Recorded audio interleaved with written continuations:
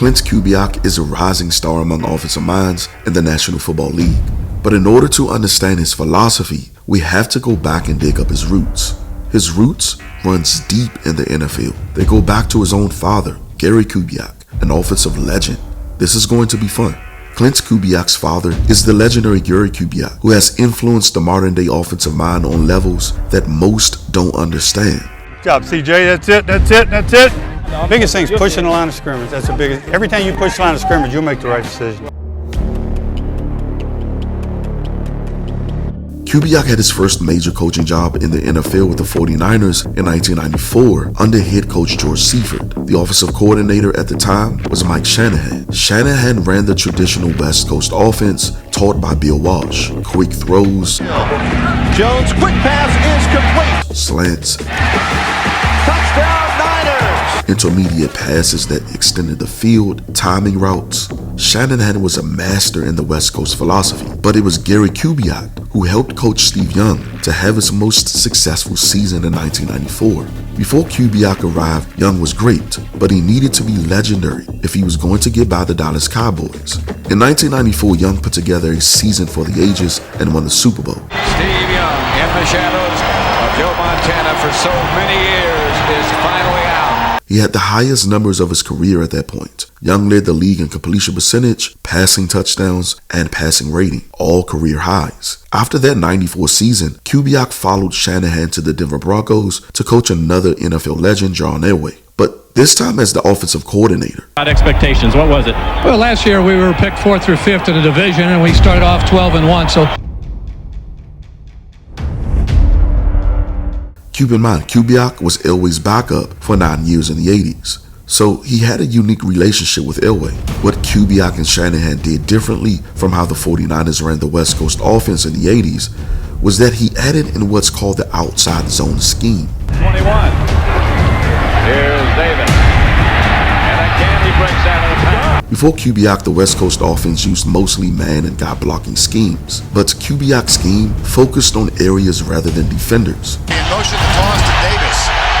He gets a terrific block from Howard. In a wide zone concept, the line will attempt to either seal defenders inside or drive them to the sidelines, allowing the running back to attack outside untouched. A lot of times Davis had options to either continue outside or cut hard upfield once a major cut-up lane appeared. How he can take the ball inside and run outside, or he can take it outside and cut it back to the inside. The Broncos won 2 Super Bowls in a row with this scheme. The scheme also was efficient because by putting just one back in the backfield, they were able to have 4 receivers on the line of scrimmage, oftentimes in an 11 personnel alignment. Sharp was often the 4th receiver. Defenses wasn't ready for that because they had to check the verticals, but also the different lineups that Kubiak had for Sharp. Kubiak would oftentimes use him in the backfield, out on the flank or near the line of scrimmage. This was a nightmare for defenses because it created more formation combinations on the edge. It put a ton of stress on defenses with vertical pass threats. Kubiak was also one of the leading coaches in creating a form of the modern-day play-action pass, wide zone play actions that came with a lot of bootleg concepts, getting the defenses going one way while running the play in the other direction. Davis today, Seattle is.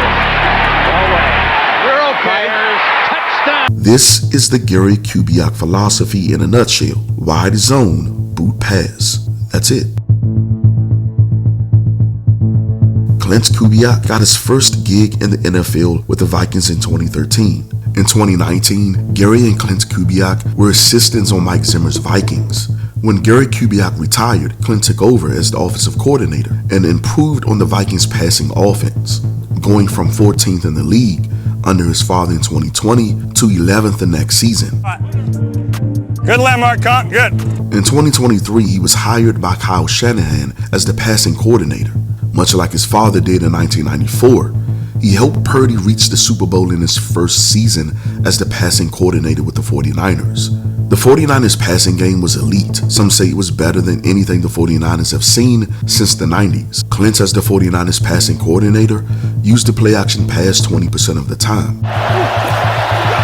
Check the motion man. Purdy scans. There's Ayuk in the... That 20% was one of the highest in the league. fake it to McCaffrey.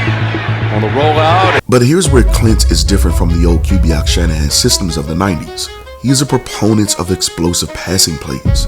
The traditional West Coast offenses focused on plays down the field with a 30-yard average. Touchdown! Klint's 49ers passing offense led the league in 40-yard bombs. He used a lot of 21 and 22 personnel. To me, this can be problematic for Zimmer's defense. I feel like I'm a confident guy. I feel like I earned the right to play. I showed that I could play on this level, so whatever happened will happen.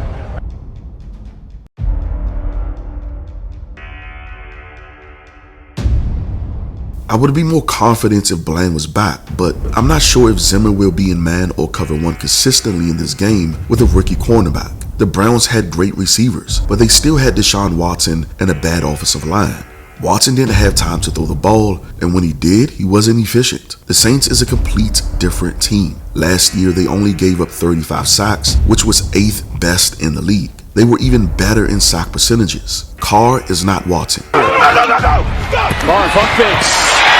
Watson Let me say this again as a warning. Carr is not Watson. down the sideline, open receiver, Saheed. Carr is one of the best accurate passers in the National Football League, a top-rated passer in completion percentages almost every year since 2018. Last year, Carr was 4th in the league in on-target throws. He threw over 540 times. 459 of those throws were on target. Big plays for this Saints offense. Does he? In the pocket, Carr going deep. Rashid. I think it all depends on how the seatbelt play early on, and they do call him the seatbelt. If the young rookie plays well, our defense will have another dominant performance. He's going to utilize a heavy personnel and run the ball out of an uneven alignment, using wide zone concepts, particularly right at Parsons. Yep, I said it. He's going to run at Parsons. He's also going to use misdirection plays, jet sweeps, bootlegs to run away from Parsons in the passing game. Our defense was aggressive last week.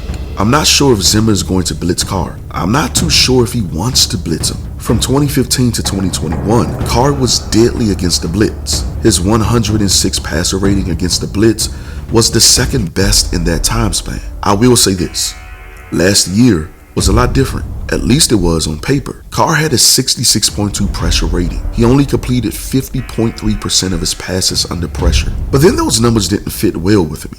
So I checked the matrix for the last 2 seasons combined. His total passing attempts are the 6th highest in that time span. The reason why he's that low in completion percentages and passer rating under pressure probably is because of his elevated passing attempts. What kind of confirms this is when you look at the quarterbacks who have similar attempts, he's up there with him in those matrix. He has comparable numbers with Mahomes. Dallas should be very careful about how they pressure him. If we're going to disrupt one of the most accurate quarterbacks in the league, we have to first get pressure with our front four. If we can't win in the trenches, Dallas is going to be in for a long day. Another interesting point is that last week, Watson had 7 passes go for 15 or more yards down the field, but didn't complete any of them. He was 14.3% on those passes in adjusted completion percentage. This was one of the worst downfield performances I've ever seen. 14.3% means that it wasn't just the defense. Watson wasn't getting the ball anywhere near the intended receiver. Carr is a lot better on deep passes, but he does have the ability to throw an interception. Last season, although he had just 8 interceptions, he recorded 14 turnover-worthy plays. That's not a lot, but it's something that we can take advantage of. Say what you want, our defense doesn't drop that many interceptions. If Carr throws a turnover-worthy ball, that won't end well. Carr had a lot of other weaknesses, and I want to get into that before we end the video. Carr was not consistent on third downs last year. He threw 5 interceptions on third downs, which was top 10 in the league.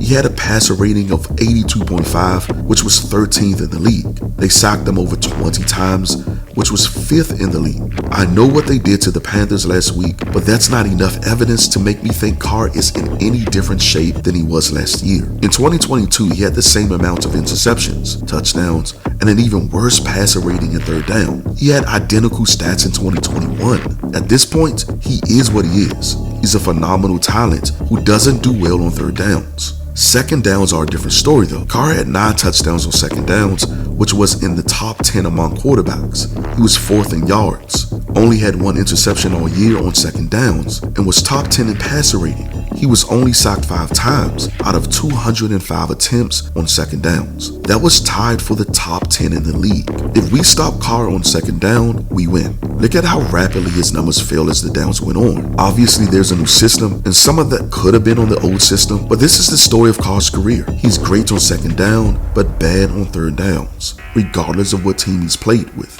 If I'm Dallas, I'm playing the pass on second down. At some point, Kubiak is going to do a play action on second down, and if Dallas is not ready, it's going to be disastrous. He's got it, and Shaheed! I think an issue with Carr is that he leaves a lot of opportunities on the field. He will often bake the cake, but fail to put the icing on. Pushes the ball in the heavy coverage. Look, give the Carolina Panthers defense credit as well. On Sunday, he's going to bake the cake.